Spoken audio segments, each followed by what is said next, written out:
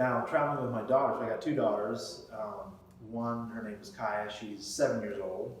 She's our first, and our second is Zoe, she's 2.5. So I haven't done much travel with Zoe yet, but with Kaya, any opportunity I had for her to come along and join me on these trips, be it to facilitate a workshop or go to a conference, like I jumped at it. We were in Memphis, Tennessee at the Gandhi King conference, and they have the Civil Rights Museum is in Memphis, and it's built next to the Lorraine Motel, which is where sadly Dr. King was assassinated. So they have this amazing museum there, and I took her to it. And I'd been there like 4 times before, so I knew the things that you would see, the things that you would hear. I think she was maybe 4 at the time, I think she just turned 4. And the first room that you walk into when you go to the museum is about the slave trade.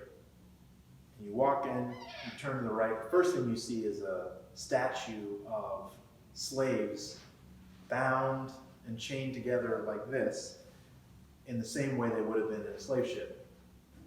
And then you turn to your left, and there's a statue of a mother on an auction block holding her child. And then you look down on the floor, and it's a map of the world with all the slave trade routes. And I'm there with my 4-year-old daughter.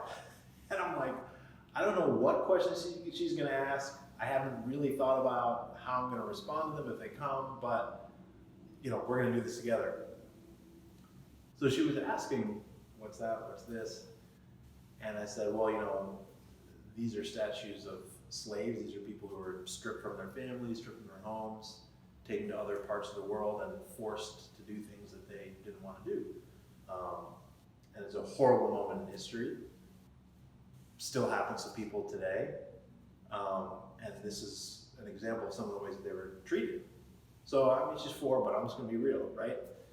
And she's there, she has a little notepad, she's in the stroller, she has a little notepad, and she's 4, she doesn't actually know how to write words and sentences yet, but she's like just scribbling on the pad. She goes, I wanna write this down, this is really important.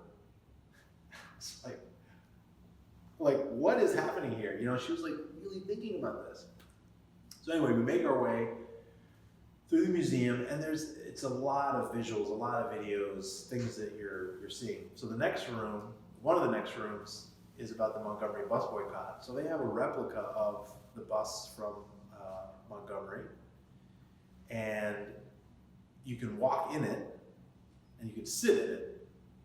And when you walk into the bus, the statue of the bus driver is the wheels here, he's turning like this. And every 15 seconds or so says, hey, get to the back of the bus. And he yells at you. So I'm on the bus with my 4-year-old daughter, and we're taking this all in.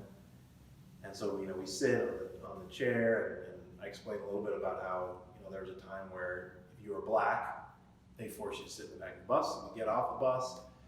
And then there's this great mural of all these police photos of women, all women who were arrested for refusing to sit in the back of the bus. So yes, there's Rosa Parks.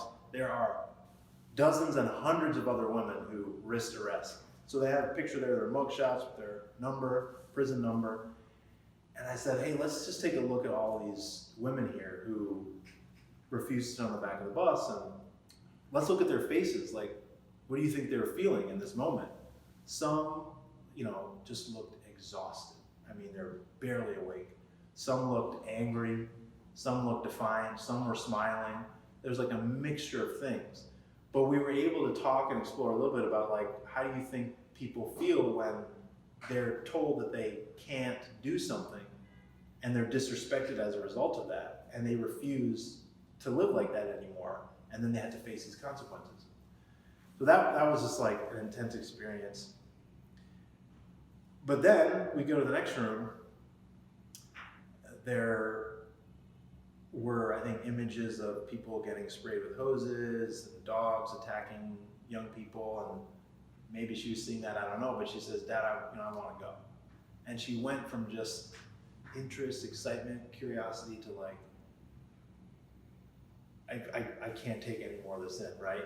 And she looked very somber and very sad. And I said, that's fine, let's make our way through the rest of the rooms. And, because at the end of the day, she's 4, right? And so she was very silent for a while. We walked back home, and we got back to our hotel, and it had been like 40 minutes at this point. And I felt like she was at a point where we could debrief or talk about it a little bit. And I said, hey, I just wanted to check in. And you seemed kind of sad at the end. When we were at the museum, you want to share with me a little bit about what you're feeling. And she just said, she said, I saw a man who had been hurt. I don't know if it was I don't think there are images of videos of people getting shot there. But I just think her seeing that people having violence inflicted upon them.